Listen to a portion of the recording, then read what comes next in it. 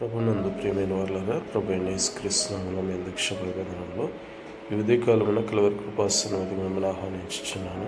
మొదటి సమూయేలు గ్రంథం 25వ అధ్యాయము మొదటి 15 వచనం చూసుకున్నప్పుడు సమూయేలు మృతమైనట్లుగా చూస్తున్నాం. తర్వాత మాయనునందు కర్మెలు ప్రాంతంలో భాగ్యవంతుడు కూడా ఉన్నాడు. అతని పేరు నాబాలు, అతని భార్య పేరు అబిగయలు. అయితే అతడు గొర్రెలు బొచ్చు కత్తిరించు సమయమున దావీదు ఆ సంగతి విని తన పరివారిని వారి ఎద్దుకు పంపించి ఆయన ఎద్దుకు కుశల ప్రశ్నలు అడిగి వారికి విషయాన్ని తెలియపరిచి తన దాసులకు మంచి చేయమని అడగమని పంపించినప్పుడు వారు వెళ్ళి సంగతిని చెప్పి కూర్చుండగా దావీదేవుడు తన యజమానుని విడిచి వారు అనేకులు ఉన్నారు, నేను బొత్తిగా ఎరుగని వారి కొరకు నా గొర్రెల మాంసమును నేను ఇచ్చేదనా అని చెప్పినప్పుడు వారు తిరిగి వెళ్ళుచుండగా ఆ విషయాన్ని అక్కడ పనివాడు విని తన భార్య అయిన అబిగయలుతో చెప్పి, ఇప్పుడు నువ్వు చేయవలసిన దాన్ని జాగ్రత్తగా ఆలోచించము, మన యజమానుడు కుమారుని వాడు తనతో ఎవరిని మాట్లాడినాడు అన్నట్లు చూస్తున్నాం. ఆమె